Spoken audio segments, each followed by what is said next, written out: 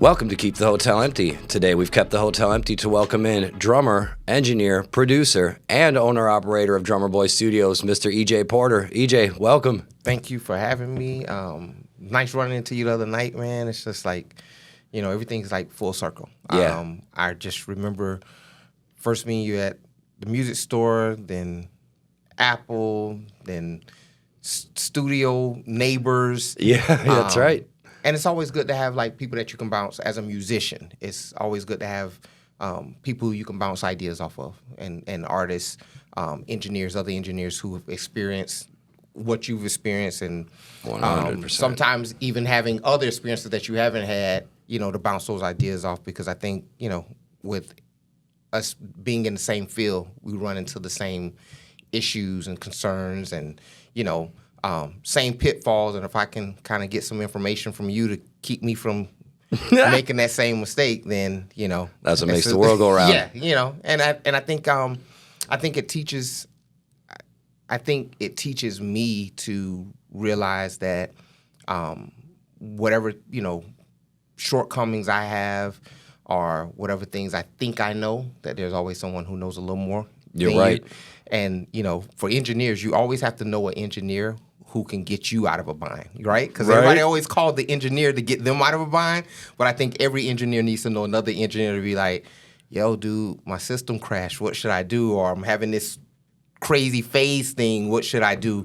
And every time I pick up the phone to call you or stop by your suite and say, hey, I'm having this, you'll be like, oh, I'll come over and take a look at it. So, it's always a pleasure. Always a pleasure. Making the world go around for a while.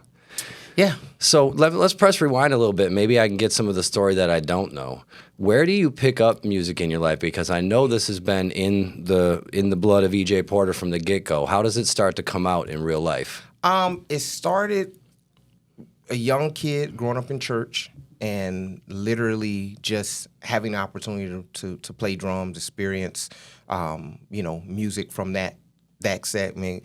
And my parents always wanted to put me around like anything that would grow me as a person, as an individual. And once they realized that music was really my thing, they just immersed me in it as much as they could. Like I started off playing drums, but then they put me in violin lessons. And how old are you when this is going down? This is like 5, 6, 7, Early. Really, really early. Piano lessons really early, singing, all of that. And, as a kid, you think that you just want to do the one thing, right? Mm-hmm. So if I can tell my 5-year-old self, hey, just wanting to play the drums, it's not enough. Like I should have stayed more involved with playing the string instruments. I should have stayed more involved with, playing piano. I should have stayed. What makes you feel that way?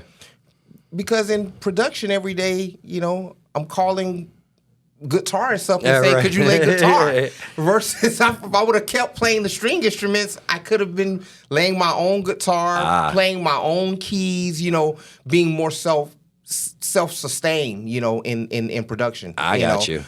Which I don't think that's the end-all be-all, but No. I think it would have definitely helped me in my more being a producer, because I would have had more instruments that I play myself that I could, pull from and have those, have those skill sets that we looked, to others to have. Mm-hmm. And I still probably work with other musicians, but it's like I don't have to wait for my buddy to come over. I can start on an idea myself. And if I still want to have him to play it, I can still have him to play it, but at least I have the skill set enough to, get the idea down and play. So I just would have wished that I stayed more focused on learning other instruments besides drums. But I play a little bit of keyboard, and if I pick up a guitar, I can figure out a chord and strum something. At least get the idea out of my head until I can get, a real guitarist to come in and really, play the lick like I want it. Right. So when you were a kid, did this stuff seem challenging, or did it seem like, man, I can learn all this stuff at once, and you just chose drums? I think it was the selfishness of wanting to give myself instant gratitude. The gratitude of that's the instrument I'm very good at. And so I want to do that one because I'm really good at that one, versus putting in the time and the struggle and the frustration to learn an instrument that you may not be as inclined to have that gift. Right. And I think for a lot of kids or, people who are learning instruments or learning any kind of skill set, sometimes, you're a musician. You practice the stuff that's easiest, versus practicing, all the scales and all the different keys. You want to play the line that is on the records that you're listening to versus, really diving into your instrument and practicing the stuff that challenges us. So what was the avenue for drums for you for that? What did you start playing first? Anything, any and everything. Gospel songs, I would just put on the radio and just play to the radio, or definitely, watching television and trying to play to the things that I hear on television. And a lot of I was always drawn to a lot of old school music. So I was always drawn to like stuff that Quincy Jones produced. For some reason, I gravitate to the type of songs that he produced because they was always so rhythmic, especially the Michael Jackson stuff. A lot of percussive drums and percussion stuff. Yeah, and the guitars. And so I was always, that. And then I started listening to, I want to say it was like the Sting did a tour, and he had Omar Hakim on drums. Yes. And I watched that video all the time, and then it made me start. My big brother at the time, he was like, "Yo, you gotta go back and listen to Stuart Copeland." He's like, "If you think Sting, his personal stuff is good, you gotta listen to the Police." That's right. Then I went back and listened to the Police, and I was like, "Oh my God!" Like, like the songs, like you gotta understand, this is like '80s, right? Right. And culturally, in black culture, the Police wasn't it. No. You know what I'm saying? No. There was a tinge of reggae almost, but we were out otherwise. Yeah. And so it's like I'm listening to this stuff, and then they have all these like funny song titles and things, and the song that I used to love the most was like a goo goo goo, a ga ga ga. And I used to listen to the drum pattern on it, and he was such in the pocket, and the way he tuned his snare, like he was playing the high pitched snare while everybody in the 80s was still playing like the deep rock snares, right? The 14x8s, and he was playing like a 5x14 or 5x13. Yep. And it was just cracking. I was like, oh my God, I love the way that snare drum sound. And so for me, that just made me want to listen to even more music and start wanting to play more forms of music than just, soul and R&B and different funk and gospel. Is like, yo, this is a whole nother side of music that I felt like it was rock, but I felt like it still was like funky rock. It wasn't like especially the Police. Yeah, it wasn't like the traditional what we would say rock is, or what the rock genre was. I don't even know what they considered their music, because like you said, it did have a little bit of like reggae vibe to it. Like every song had like it's like, and it had a groove, but then they go into like this whole, bass and drums and guitar, almost like punk. Yeah, and so I didn't know what it was, but I know I enjoy listening to it. So that's what really kind of pushed me down that aisle of just like, hey, you got to be funky, but you got to be in the pocket. You got to learn how to play these records, because for me, that shaped my mind frame of what playing a record was. Like, because Stuart Copeland was like on. He was like dead. Nothing fancy, but dead on. Still to this day. Yeah, like dead on. So, I mean, that was pretty much my introduction, to earlier drummers and trying to get into playing the drums. So how do you take that introduction to a stage? You started performing at church first, I gather, right? Yes, start performing at church first, and then I was playing, and people, asked me, did I want to come and play at this other place here? And, I'm young, so it's like, when you realize you have a skill set that could make you money, you want to say yes to everything, because you're thinking, hey, I can really, while some of my other friends had, like, real jobs. There's nothing wrong with having a real job. Yeah. I was like, yo, I'm going to go make $150 playing for this event over here, or playing at this other church or something like that. And it was like, I loved it, but I realized it was something more, that I had to be more than just a drummer. It had to be something more to the craft, because I know I didn't want to be stuck behind the drum set my whole life. But I love playing the drums, but I knew I had ideas too. I was starting to hear songs, kind of come up with my own songs. I was like, yeah, I need to be able to get these songs out. You know, What do you think triggered that? Or they were just in there, and once your music started to develop enough, they got to the surface? I would always hear, you know, melody lines in my head, and you know, me and my sister and my brother, you know, would always sing and you know hear little things, and so I knew I had the gift of writing music, but I didn't know at that point it was writing music. I just thought I had the gift of just, you know, hearing these melody lines and trying to figure them out. And I realized maybe about 14, 15, I was like, I have to start putting these things down. Like, you know, and I got to start working on a little small keyboard where I could sequence and trying to get some of these ideas out of my head down. I realized, hey, I can't just be the drummer. I need to be able to command the other people who are helping me facilitate getting this music out. So Right. I need to more jump into like that producer role to say, okay, I know what I'm hearing, and I know what I need you guys to play for me to hear what, you know, Is what's in my head in real life. Yes. You know, and that's probably the most frustrating. I mean, as a producer, as a songwriter, I think it's frustrating for artists. I think it's frustrating for, even to this day, I still get frustrated because some things that you hear in your head, you can't quite articulate them. And so Right. you have to work with people, different, you know, musicians and different artists to get it out, that it sounds the exact way that you hear it in your head. And, you know, the funny thing about, you know, God-given gifts is that they shape themselves in your head, and you may not have all the resources to reproduce what you hear in your head. So in your head, I'm hearing like a full symphony, and now I have to go and try to pull up the best, you know, Philharmonic soft synth patch, and it's still not sounding like I hear it in my head because I'm trying to play it on a soft synth versus having a, you know, Actual 30, cellist 40 or whatever. Yeah, you know what I'm saying? And so that's where I still get those frustrations, you know, as a producer and as a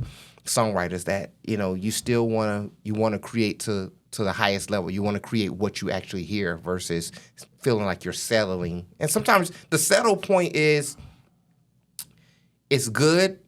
The message is where I want the message to be. The groove is where I want the groove to be. Okay, I don't have the full, you know, orchestra. I don't have the full horn section, but I got it as close as I could get it. And sometimes it passes. Yeah.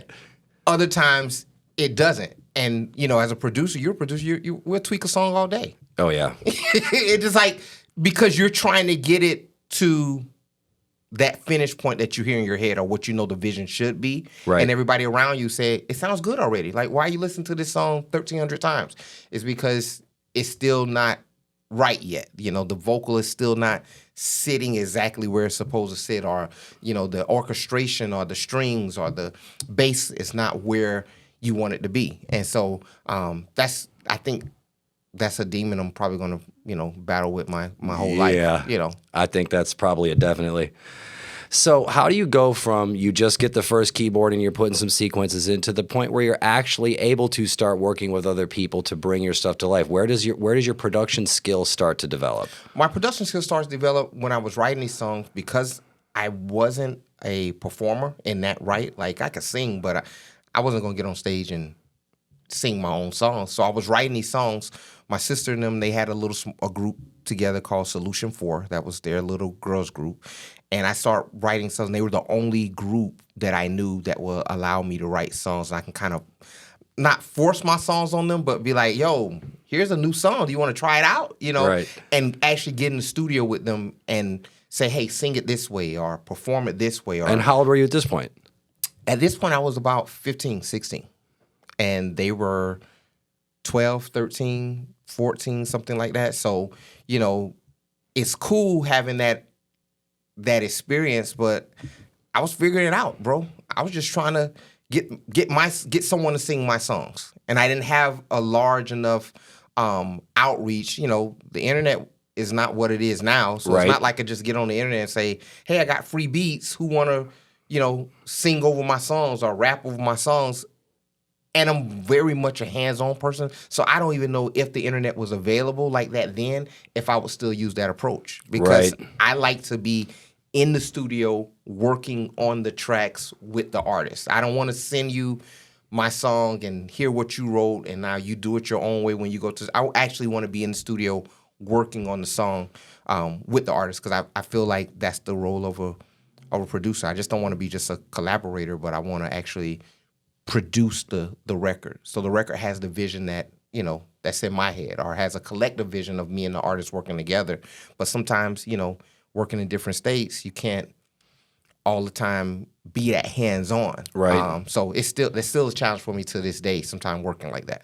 So would you say that the reason why you prefer working in person versus the back and forth that we all kind of get involved in is because if you work in person, it creates more of a collaboration than it does? And I think you get the synergy. You get the synergy of actually working with people, and the vibe and the spirit of the song, you can kind of talk that into someone else. Like, if I sing you a song, you hear the beat, I can talk to you on the phone and be like, yeah, this is kind of style I'm looking for, do this. But if I'm not in that session with you, when you sing a particular note or Right. particular lyric, I can't stop you and say, hey, let's take that lyric again, like it have a little more feeling, or hey, draw that note out a little bit longer so that, we can get the emotion of that lyric. Sometimes you're not able to do that. And so you're kind of leaving it to the person and the engineer, Right. who's there to record it and send you back something. And, it can get expensive, because you send me back something, if I don't like it, I'm going to say,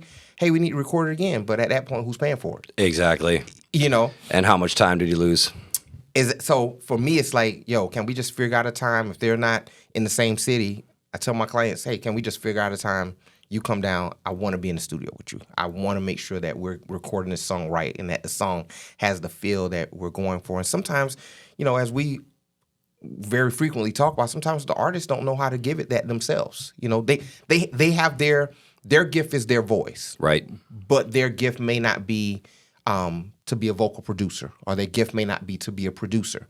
And so I need to use you at your strongest gift. If your strongest gift is your ability to sing and hold a note, I want to tap into that ability of yours versus trying to tap into an ability that you really don't have, and that you're thinking that you have to have because now I'm not in the room with you. So you're self-producing yourself. And Right. you know how that can go. Yes, I do. Sometimes you look up and you get a good one, and then sometimes you're like, the song is still missing something. And she's singing her butt off on the song, or he's singing his butt off, but it's still missing something. And a lot of times, it's no direction. It's the producer's not in the room to help give them the guidance to bring the song to completion. So I was going to ask you something else, but that actually brings up something that I'm very curious about your feelings on. The word producer now is this word that I feel kind of got hijacked by people who are actually musicians or composers or whatever.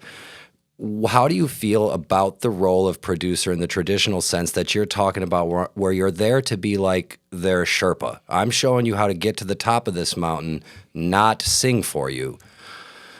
How do you feel about the landscape of being a producer? I feel the reason why the term started to get used so loosely is because, people like me and you were missing. We wasn't invited in the equation. Right. And so, I have a lot of guys who are mentored that's new in production. And I tell them all the time, I say, right now you make beats. You're not a producer yet. You know how to sit in front of your keyboard, your computer, whatever, and that's a skill. That is a skill set. Yeah, in amen itself. to that, yeah. Not taking anything away from that skill set, but you haven't learned how to produce yet. And it's okay if you just want to be a beat maker and say, hey, I do 30 songs a day and I send them out to people and I send them to other producers to actually have them to really produce the record. Right. But I think that term producer started becoming very loosely used because they were giving the credit of producer to the beat maker. And sometimes the beat maker doesn't know how to lay down vocals, doesn't even know melody lines, doesn't know how to pull out the best take out of, the artists, the singers, the rappers. And they just start using that term because that's what they thought the term is. Versus I come from, the mind frame that the producer doesn't have to play one instrument on the record. Right. The producer doesn't have to write the song. The song can be fully written, arranged, and composed by somebody else, but you still need the producer to bring the song to what it's supposed to be. And usually you know, in the most formal sense of it, the client, whether it's the record label, the management company, or the artist, will hire the producer because they trust the producer knows how to do that job. Right. And I think a lot of times now, because of lack of funding and lack of resources, somebody sends them a beat and they go to the studio and make the song by themselves. And so technically the song has no producer. Right. And sometimes you can hear it. I mean, you may look up and come out with something that sounds, halfway decent. And then you say, hey, I produced that myself because I gave myself the direction.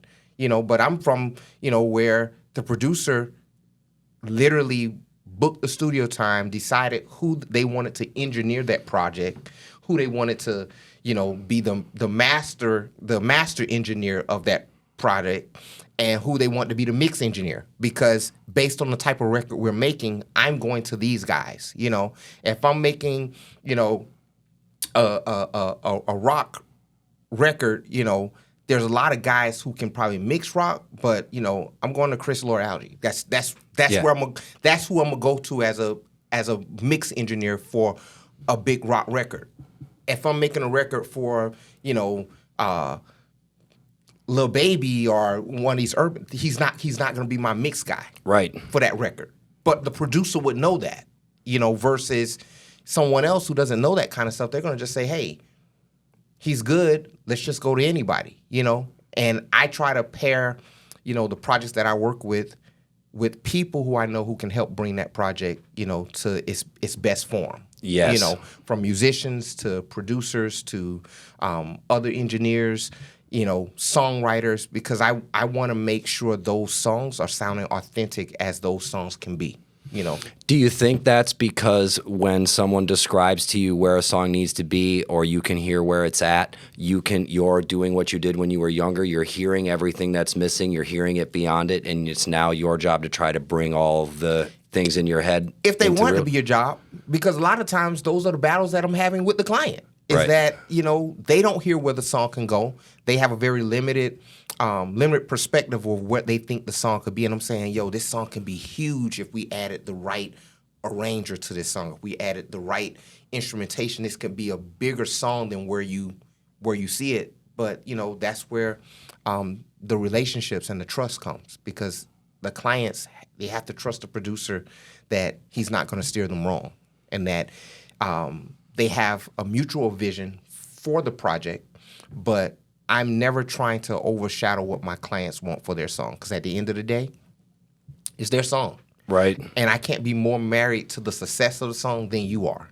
And Yes. If you have a limited... How hard is that to manage, though? Because that's a real thing. No, it is. It's a real thing, to the point where sometimes you're frustrated because you see where this thing can be. Like, this could be a huge song, and you're realizing, but the people I'm working with can't see beyond, their Instagram followers. And, well, what if I make a song like this?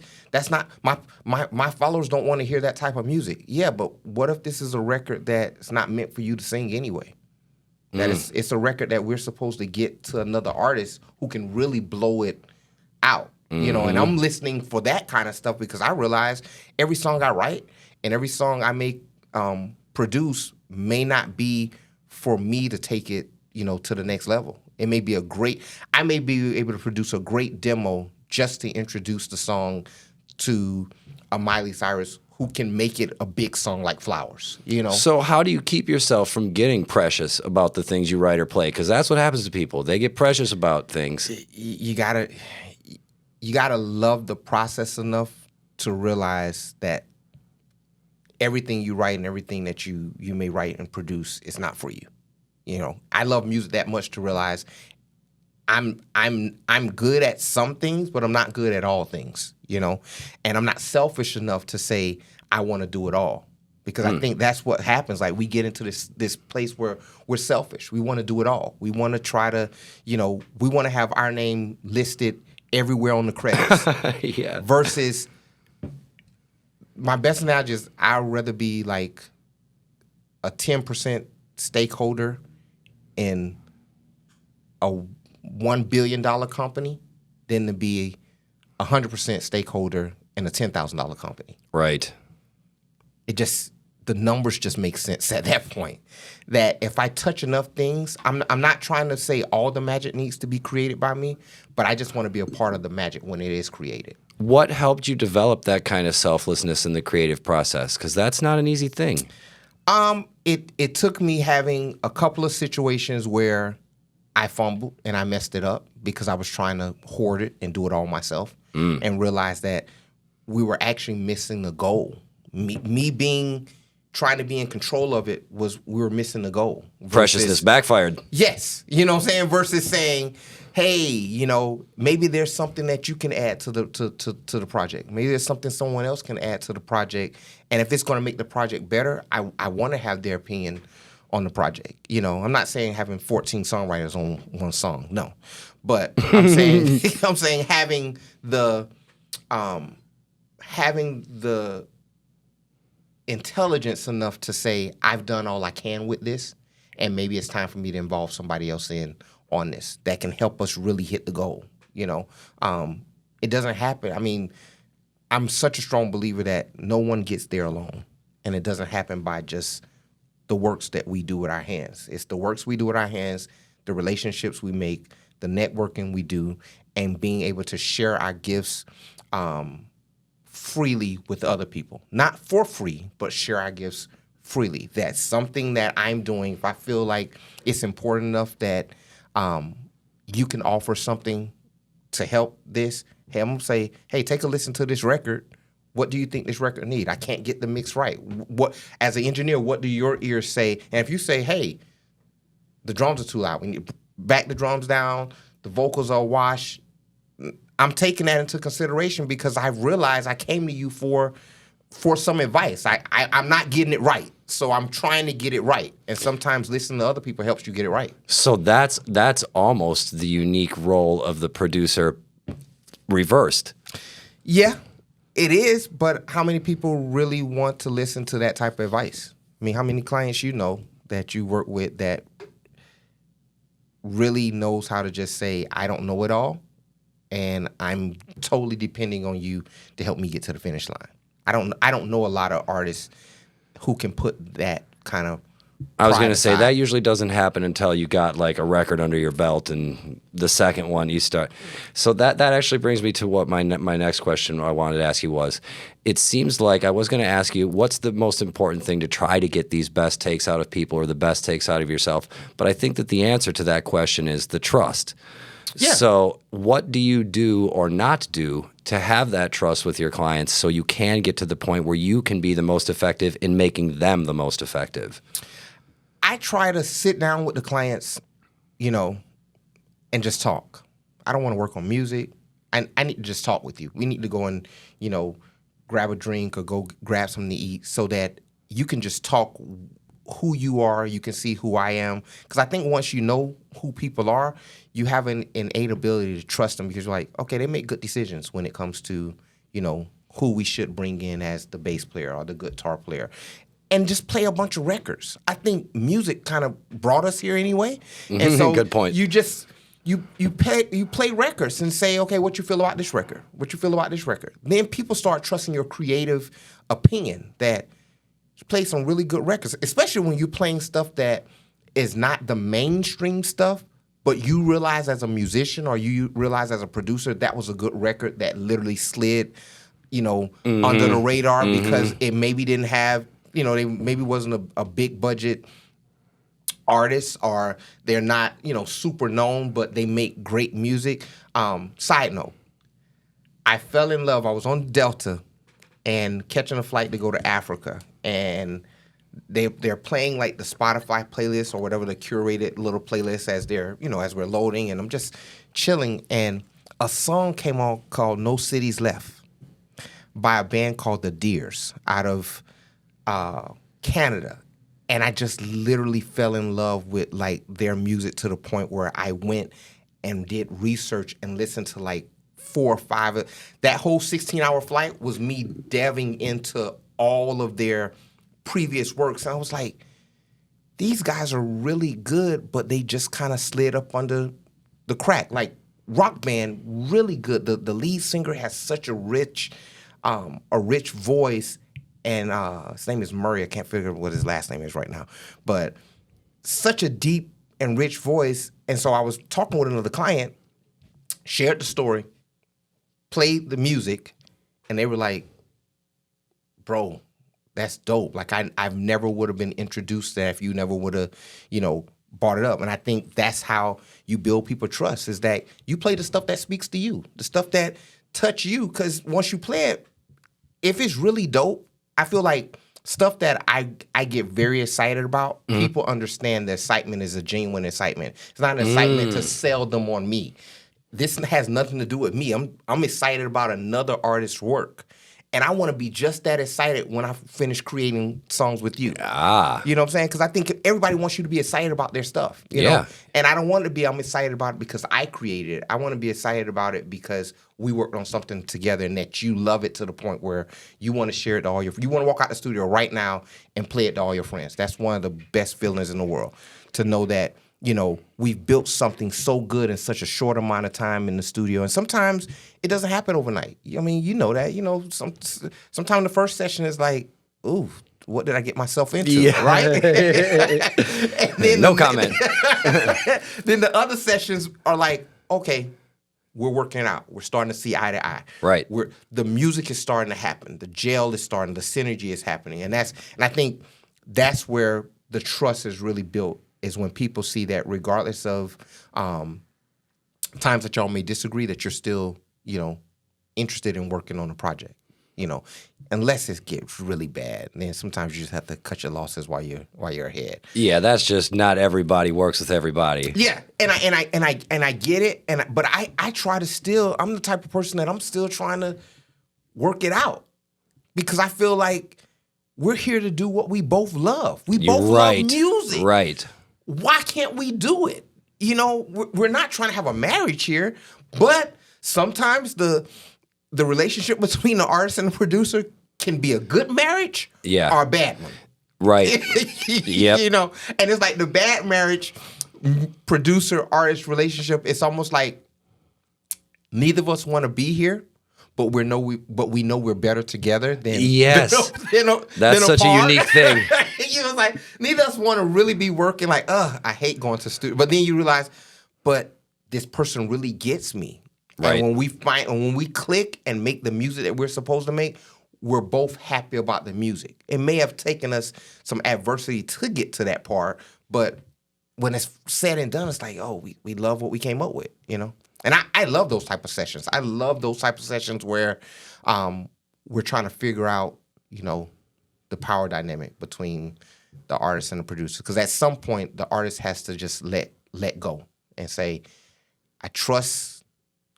I came here because I know you can give me something. So I trust what that is you're going to give me. I just think through communication, you figure out what because everybody doesn't know how to tell you what they're looking for. Right. They don't. Well, they're not necessarily supposed to. Singers don't have the vocabulary of an engineer. Yes, they don't have the vocabulary, but they're using words that they think you would understand them. And I'm sometimes like, it's the terminology. We're saying the same thing. We're just saying it in different ways. Right. I'm going to say the record sounds a little muddy. You're going to say the record sounds dull. Or you're going to say the record doesn't have too much low end. Too much low end. Yeah. We're saying the same thing, but we're all trying to get to the same point. The point of how do we correct it and have a great record. And for me, I'm always about, like, I think that's what the creative process is like. It should be a push and pull. Yes. There's value in that. It is. I don't feel like that's a bad thing when it comes to the studio. I think as long as you can get through it. Have to get through it, because the goal is to figure out what that is, solve it, so you can get to the end, right? Right. But I think a lot of people, they say, "Oh no, we clashed, so I just walked out the studio." I'm like, that's not. If you don't know how to work that out, you're gonna always experience those same difficulties with other people. It won't just be with me. It'll be with the next producer. It'll be with the next engineer that you don't like the way they said something. And I'm learning, like, my vocabulary in the studio, if I don't like something, I don't like it. And I can't fake it. No. Well, you're an engineer, not an actor. Yeah, it's like I can't fake it. If it's a bad take, it was a bad take. If the take doesn't have feeling, if the take doesn't feel, authentic, I don't like it. And sometimes singers are listening to how they sung it versus the feeling I get, and I try to go for the feeling of what the lyric came across as versus how you sung it. Because it can be a little pitchy. Right. I can straighten it out. Give me the feeling. We can. If that's a little small, you peaked a little bit, you distort a little bit, I'm going to try to correct it, but if I can't correct it, I'm going to leave that distorted take in there because that take had the feeling that I needed for that part of the song. You know how many records have mistakes on them? Oh, yeah. Like, you're an engineer, so you listen to, the good part about being an engineer and a producer is you're listening sometimes from the engineer standpoint, which is sonics, the science of why things sound the way they sound, and then I sometimes have to listen to from my producer's ear, which is the feeling and the musicality of that, and I will always take musicality over sonics. Oh yeah, always. We know those old records don't sound as good as the new. Just the recording techniques back then weren't as good as they are now. Certainly not as refined. Not as refined, yeah. But those records have a sound. And when you listen to Hotel California, it's a sound that comes with that record, not just the instruments that they're playing. It's the sonics, the sound that whatever they captured in that room, you hear it on those records. You hear it on ABBA. You hear it on the Bee Gees stuff. You hear it on these old records. You know what I'm saying? Those Bee Gees vocals, yeah, good Lord. You hear it and you say, they were tapped into something in that session, and sometimes I just want to be a fly on the wall in some of those recording sessions because I realize, people are actually having fun, and you damn can right. But you can hear the fun on the record. Yeah, like it doesn't sound like one person is saying do this. It sounds like there was a collective effort of musicians and people in the room saying, "Hey, let's try this. Let's try to sing it this way. Let's try to play it this way." And then when you hear the end result of it. No wonder those records are like platinum selling records. Because if people got the feeling of the record, Yeah, and that feeling doesn't change with time. That actually brings up something I wasn't intending to ask you about, but let's take a little jog off to the side. You mentioned Hotel California. As far as I know, that's still on the greatest selling album of all time. Yeah. Okay. We're 40 years plus removed from that. Yeah. Okay. How much do you think technology has helped recording, or how much do you think has made it so we're never going to make Hotel California again? Why did you have to ask me that question? Because that's such a loaded question in the sense of this. For the record, I appreciate the things that technology has brought us. Same. But I think also we start depending on technology so much that we stop depending on the musicality of records. And so it's like now, I say the laptop is the newest instrument that was invented in the last 100 years, right? The most prolific, I suppose new so, instrument that has brought us to this is the laptop. And I'm saying the laptop as a whole, whatever DAW uses, whatever DAW uses. But the ability to be able to drag and drop samples, sample things, record things without having to play an instrument, without having to learn an instrument, has had its advantages. But I think it set us back in the sense of that we no longer listen to what a real guitar sounds like. Yeah. So we no longer listen to what a real bass sounds like. We no longer listen to what real drums sound like. And so we're using all these technology pieces that somewhat are dulling our ears and experiences of having live instrumentation and the joy that having 4 or 5 people in the studio playing those live instruments bring you and add to the record, right? Versus one person clicking and dragging themselves. They don't have to listen to the guitar player say, "Hey, let me take that take again. I don't like the second chord I played." Right. Because now you're doing it by yourself. So I think technology has helped us, but are we really gonna make records like that again? I don't think so. I think people are making great records in the digital domain. Of course. Great records. There's a lot of great records out there that sonically sound. I just think sometimes, and I have to tell myself, don't worry about the sonics all the time. Like, it's good. Leave it alone. You know, you don't have to have the latest, the greatest, the newest. Right. You know, these records were made on 16 tracks. They only had 16 tracks. Some of them that was less.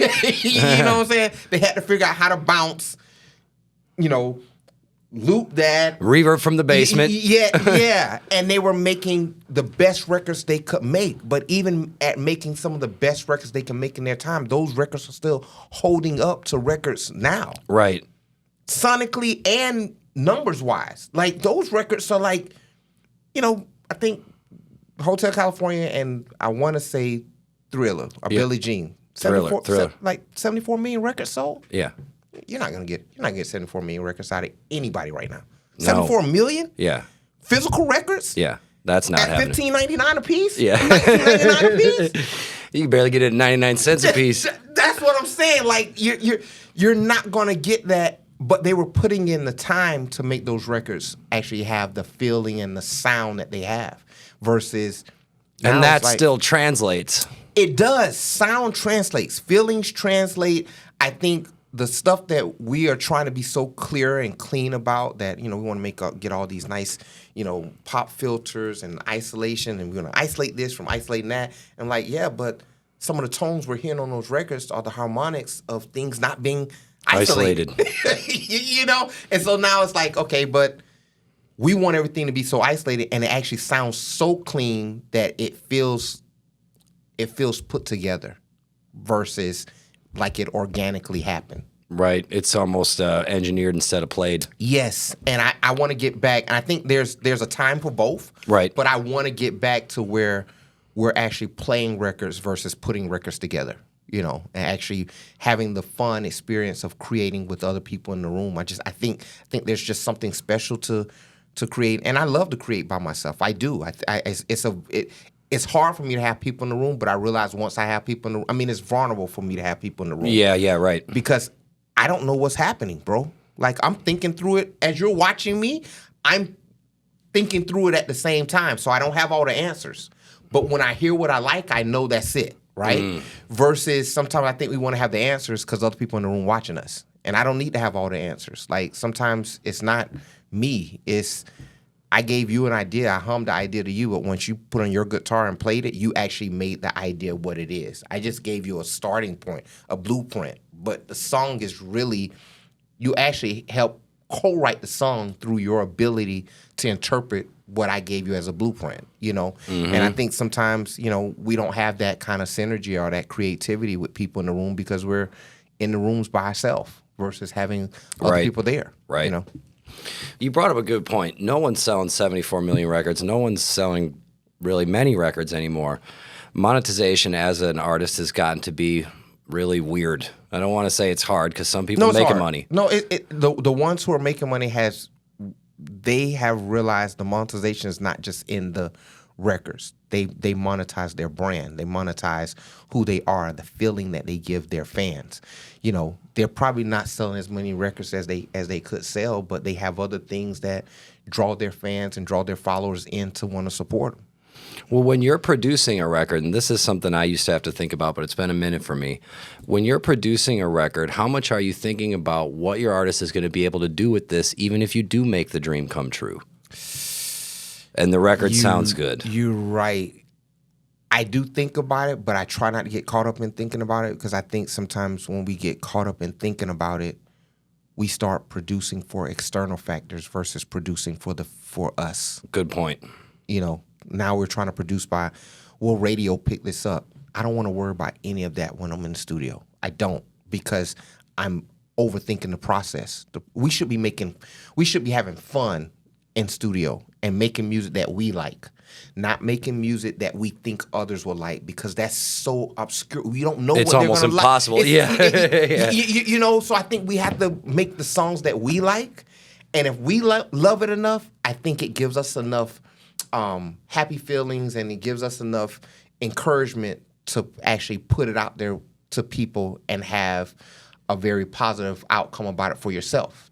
I love the song, so I know you're going to love the song, versus we're hoping people love our music. And I think, you know, when you start thinking about the monetization, it's scary for artists, because I read something on social media that said artists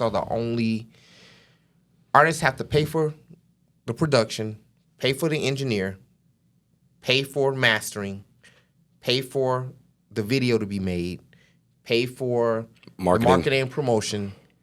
Ugh. All to just have all that money spent, hoping someone loves it enough to pay for it, for them to make a fraction of that back. That's a lot of pressure on.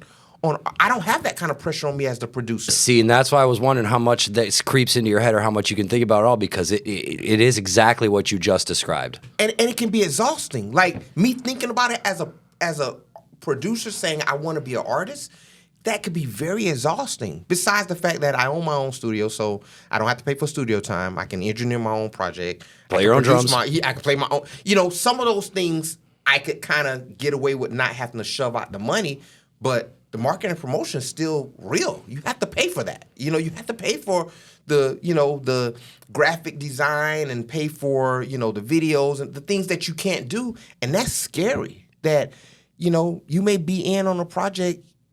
At minimum now, you're in on a project, let's say on a small scale, at least 5,000 per song. Right. You're in. Yeah.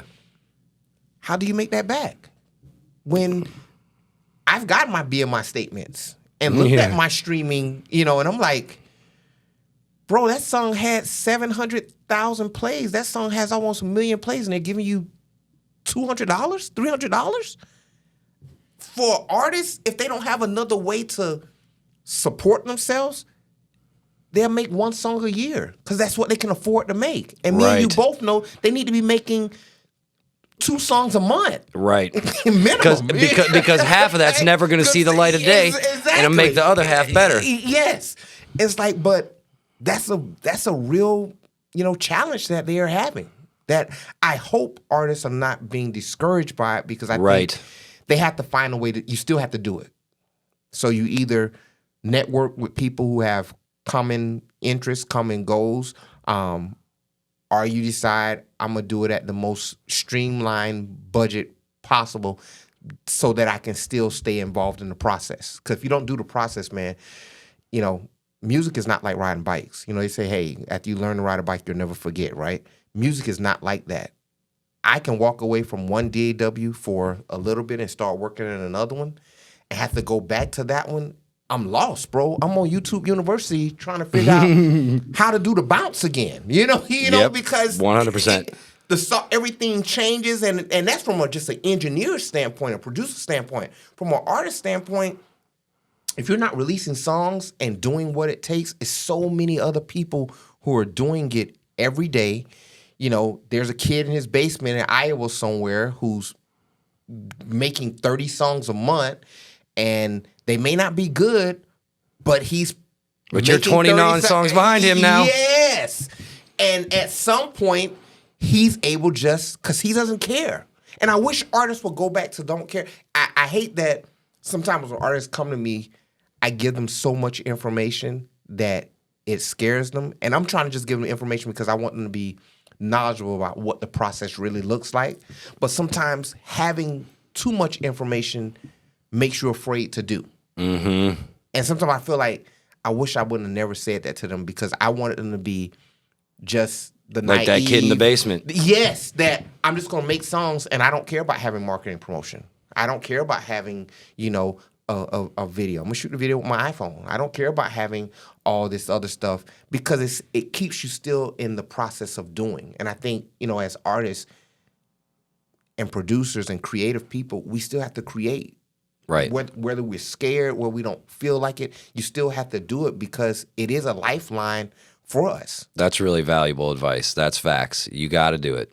Got to do it, And it's scary because you don't want to do it, because every song you do, you think that's going to be the one that's going to pop off for you, right? All the artists, they think every song they do, oh, this the one. And I'm like, no, that one may not be the one, but it gets you to the one. You make the bad song so you can get to the good song, right? And you make all these other songs, because the process of making the music makes you better at making music. Mm-hmm. It's not the process of making music makes that song better. No, it just makes you better at it's a process. Everything we do is literally a process. And if you know how to do the process, you can do it. And that's why the professionals are the professionals. Right. You know, the big boy producers, that's why they're good at what they do, because they can walk in the studio every day and they know the process. They may not feel creative that day, but they know the process enough that they can walk out with something. And it just pushed them closer and closer to the finish line. So that innate ability to keep in the back of your mind, it doesn't really matter what's this like, as long as we're moving forward, we'll get to what it's like. Yes.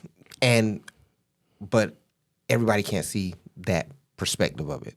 Right. Because everyone wants the song that they're working on today to be the one that, you know, blow up. And sometimes it only takes one song. I mean, you know, we are in the time that you can have one hit and it can go viral on any one of these social media platforms, and that can be the one song that kind of takes you to the top. And I always say, what's next? Right. You know, where do you have the next one? Because now you have a whole different type of pressure on you. You have the pressure right now. The pressure to fail is not as on our shoulders as much as the pressure to want to succeed. But after you succeed, the pressure you have on it is not to succeed. The pressure is that To not fail. To not fail. And Right. somebody's going to say I'm a failure. Or I'm a one-hit wonder. I don't care. If it was a one-hit song, you do it. I mean, no disrespect, but for all the artists who had like those one-hit songs, I would have loved to have Ice Ice Baby by Vanilla Ice. That song made him a cultural icon, literally. Yeah, well, it launched his entire career. I mean, he's still living on that song, essentially. That's what I'm saying. Versus people who feel like, no, I don't want to have just one song. That one song did it. You have to just have other things to kind of do something else with it. And if not, I'm gonna keep performing that song. They're gonna book me everywhere to perform that one song if that was the song that kind of did it for me. You know what I'm saying? And that's no disrespect to Vanilla Ice. I'm just saying. No, I know. Absolutely not. It was a great experience for him, and even other people may try to down it, but it did what it was supposed to do. We're here 30 years later, still talking about him.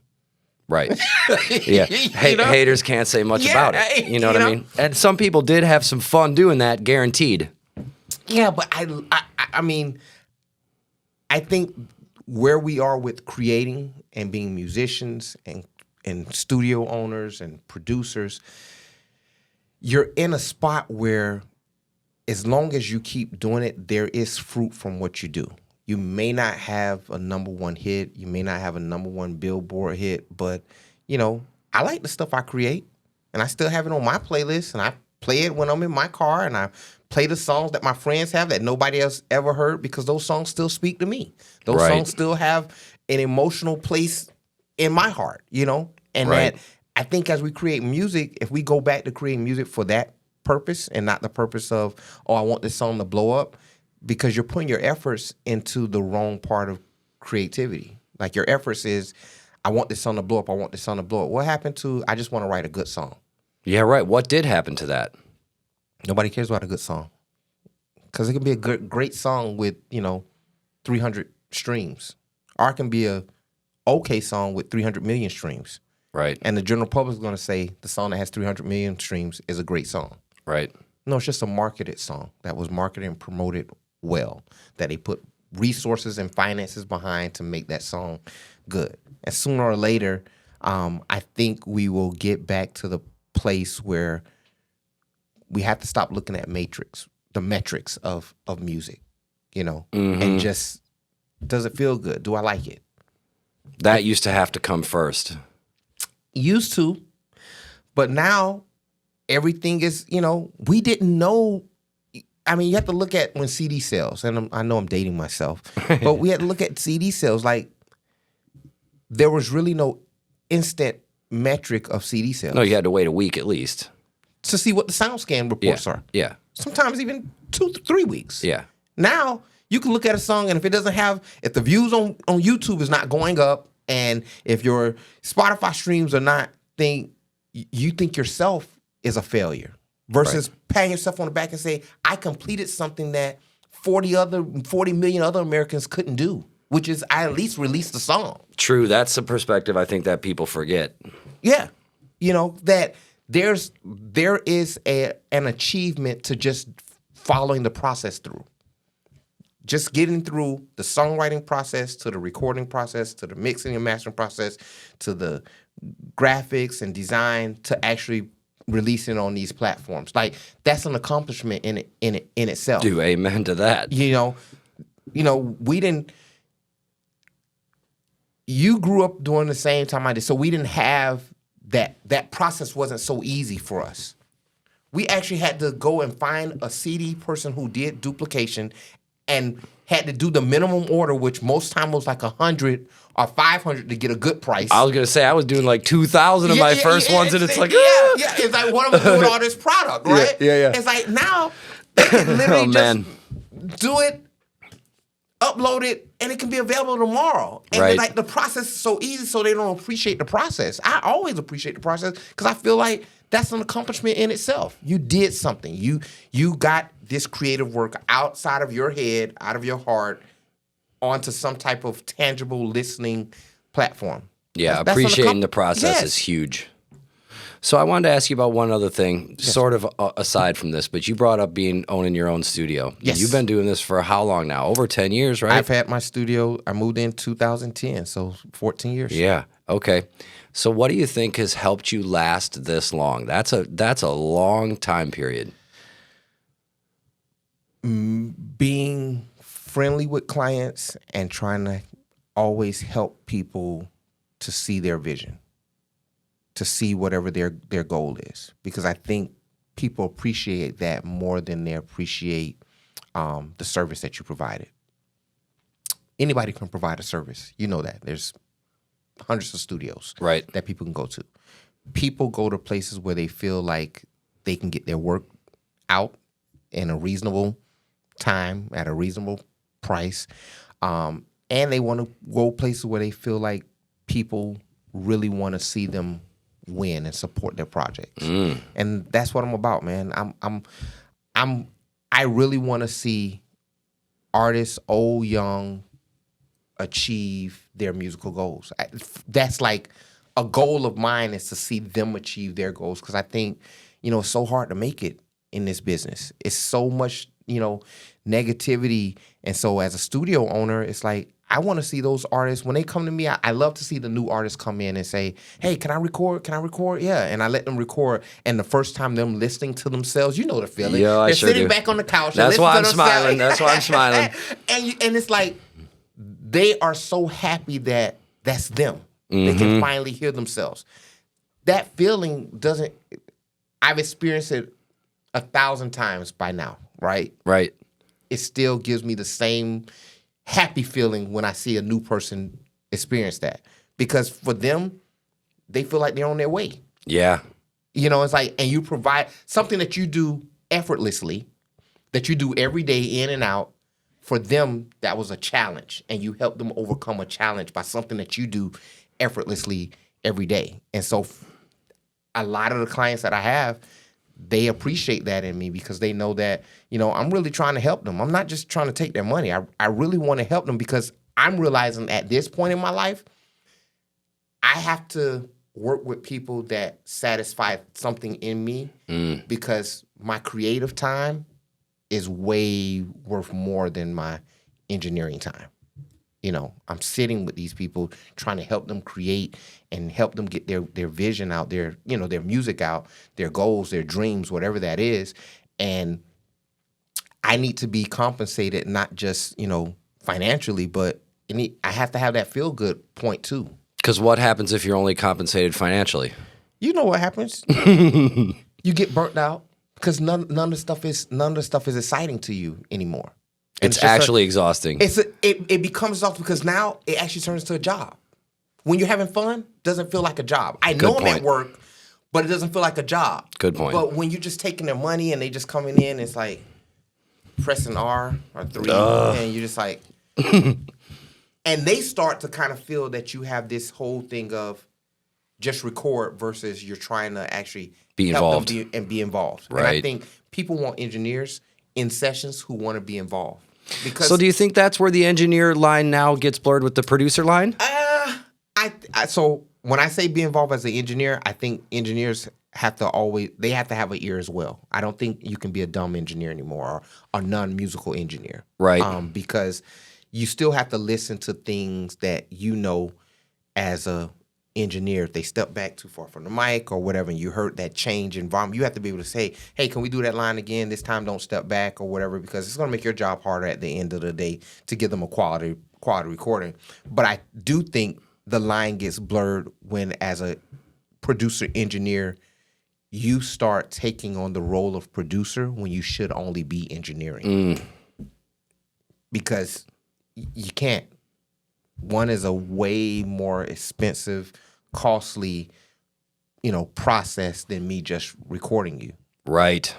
And if I give you that, you will never know the difference between going to a studio where they actually produced me.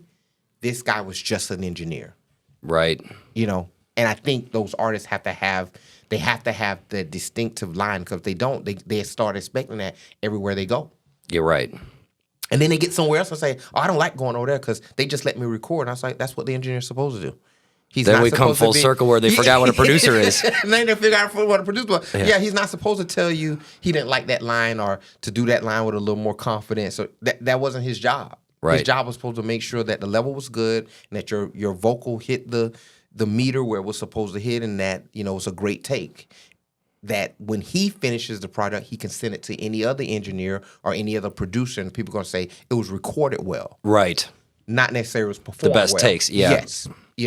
And so, but I think I do blur the line sometimes with some artists, but I just try to be a little more open with them when I blur the line and say, hey, I'm jumping in right now as a producer, but just know an engineer normally wouldn't say this. So you verbalize that. Oh, yeah. You have to verbalize it, because if they keep asking me to do that, then it's now we need to come back and have the conversation of my producer rate is this, my engineer rate is this. Right. How would you like for me to serve on this project with you? Right.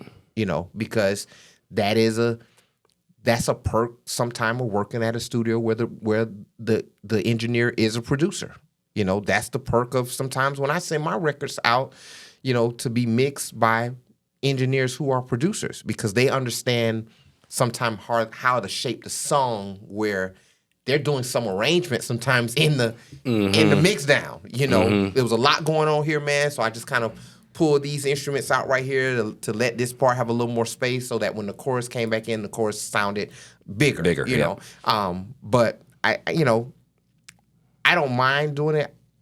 I just have to make them aware that those are two different processes. Understood. And two different jobs. Well, that's a lot of the nitty gritty. Let's get you out of here on something fun. Okay. I'll give you an A/B choice.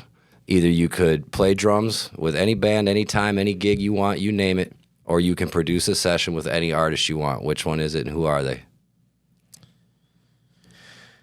Drums. I'm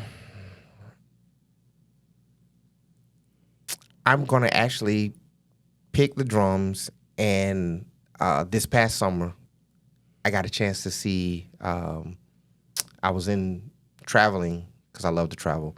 I was in Sweden and decided to go over to Copenhagen, and I saw the last two shows, Elton John retirement, farewell to the Yellow Brick Road. No way. Bro, I'm a fan. Like, I went with my friend because she's really a fan, but I wasn't a fan. But I was like, this is a great experience for her. She'll get a chance to see it, Yeah. After I left that concert, I was like, I want to play drums with Elton John. Like, he has those songs, bro. Yeah, like, facts. He did 3 hours. Damn. 3 hours. No breaks. What? 3 hours. That's earning it.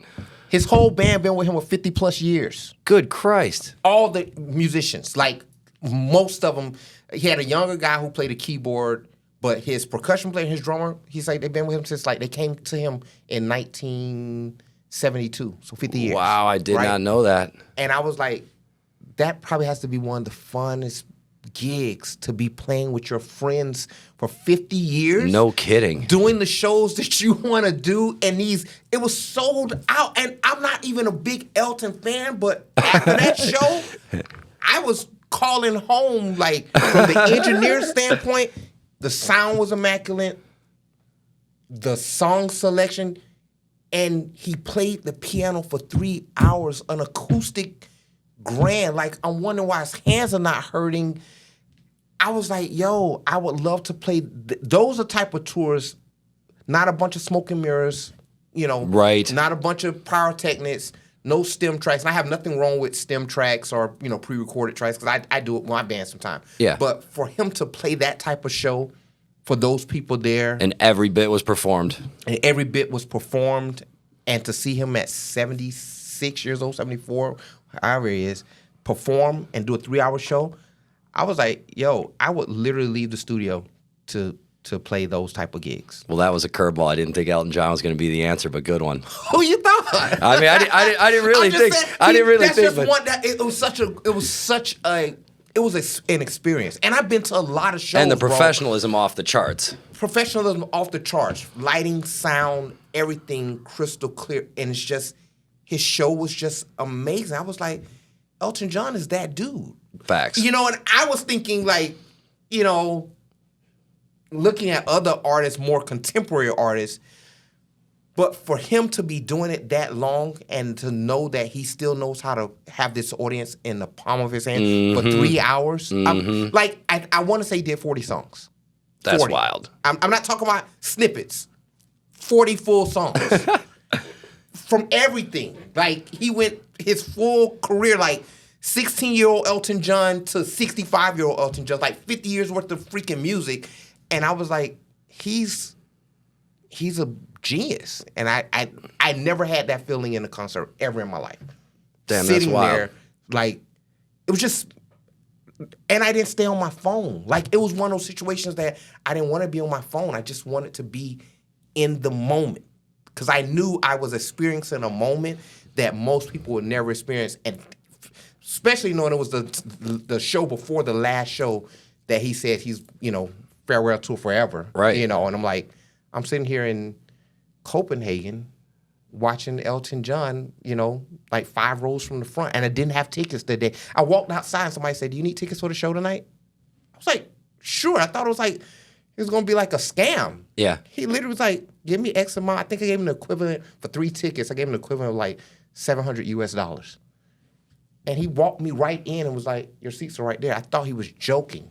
They were floor seats, like 5 You rows can't from the script front. that. I couldn't, and I was leaving the next day to come back home. So I literally had to see the show that night, or I would have missed it. Wow. So it was like, God, that's the universe working out for you. Yes. Yeah. So Elton will be definitely. After that, I came home and I played Benny and the Jets and all these other songs he had. Like, he really has his songs are awesome. He's a great songwriter. If you're watching this video, like, one show, just let me get one show on the drums. You can go back in retirement after that. Just one show. I will put it in on the link. We'll tag it everywhere. Well, Please EJ, do. I got to tell you, man, I really appreciate you coming down. I'm so grateful to hear from you, man. I miss having these conversations, and we could go for a lot more hours, but, man, you shared so much valuable information. Thank you, my friend. Thank you for having me. Thank you for having me. Yeah, And amen, man. Thank so you. I got to ask you one question. All right. Keep the hotel empty. Yeah. What is that about? Okay, no one knows this. I don't know. We going to leave it? We'll leave it. You leave it? Yeah. Everybody gets this before they film. Oh, okay. Keep the hotel empty. Long story as short as I can make it. I had a list of names. Turned out I thought I wasn't going to do the podcast, but we ended up doing it, as we know now. I had a list of names, and this is the one that kept coming up.